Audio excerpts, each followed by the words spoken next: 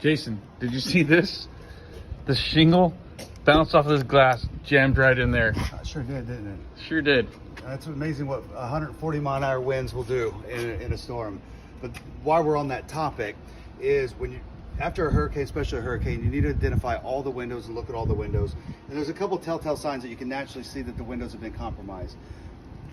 Especially a double pane window, and as most of you know, but there's argon gas in the middle.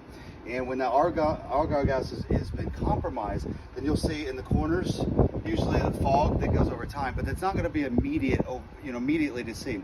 But if you think about a window after a hurricane, that needs to be replaced every single time, because as that wind's coming, now here at this house, we're in, where we at? West of New Orleans, that's what I know, is the eye got stuck over this property for about 6 hours. And it was constant winds, and it came from 2 different directions.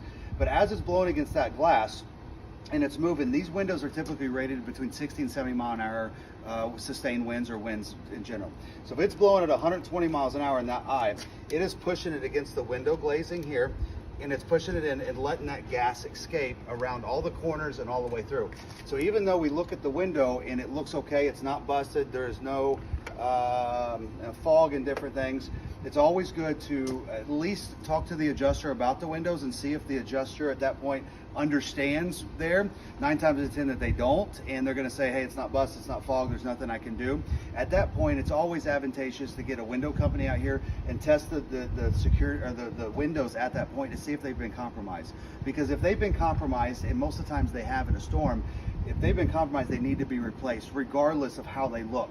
Because what tends to happen is they might not fog over today, they might fog over in a year or 2 years or 3 years, and you're going, oh, they're fogged over, they're old, but no, it has resulted from the storm that happened a year or 2 years prior. So you have to get on top of this stuff and go with the fine-tooth comb throughout your property to see where you have problems. And if you had winds that it was in excess of 70 miles an hour, you need to address it with your insurance company. Secondary, if they say yes, okay, cool.